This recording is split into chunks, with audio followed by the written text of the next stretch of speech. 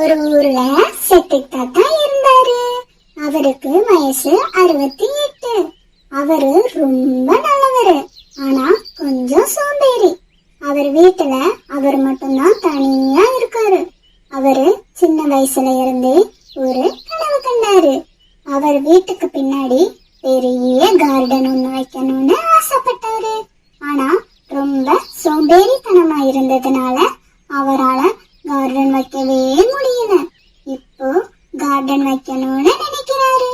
ஆனா அவருக்கு வயசானதுனால அவரால வேலை பார்க்கவே முடியல. ஒரு நாள் இன்டர்நெட்ல ஒரு விளம்பரம் பார்க்கறாரு. அதுல விவசாயத்துக்கான உரம் ரொம்ப கம்மி விலையில விக்கிறாங்கன்னு போட்டு இருக்கு.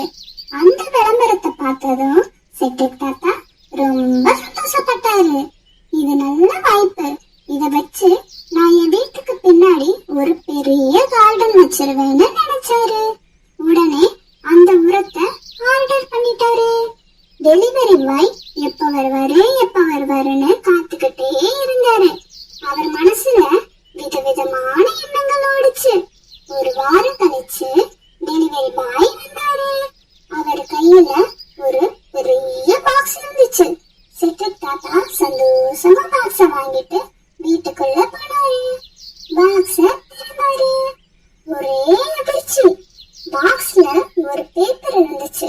அதுல ஒரு உரம் படம் போட்டு இருந்துச்சு. செட்டிக் தாத்தாவுக்கு ரொம்ப கோவம் வந்துருச்சு. இது என்ன விளையாட்டு, நான் என்ன பண்ணுவேன் இதை வச்சுன்னு கோபமா கத்துனாரு. அப்புறம் அழுக ஆரம்பிச்சுட்டாரு. சின்ன வயசுல இருந்தே அவர் கண்ட கனவு இப்போ இப்படி ஆயிடுச்சு. செட்டிக் தாத்தா அந்த பேப்பரை சுருட்டி குப்பையில போட்டுட்டாரு. செட்டிக் தாத்தா ஒரு முடிவு பண்ணாரு. இனிமே நான் எந்த விளம்பரத்தையும் நம்ப மாட்டேன், இனி கனவே காண மாட்டேன்னு சொல்லிட்டாரு. செட்டிக் தாத்தா ரொம்ப சோகமா இருந்தாரு.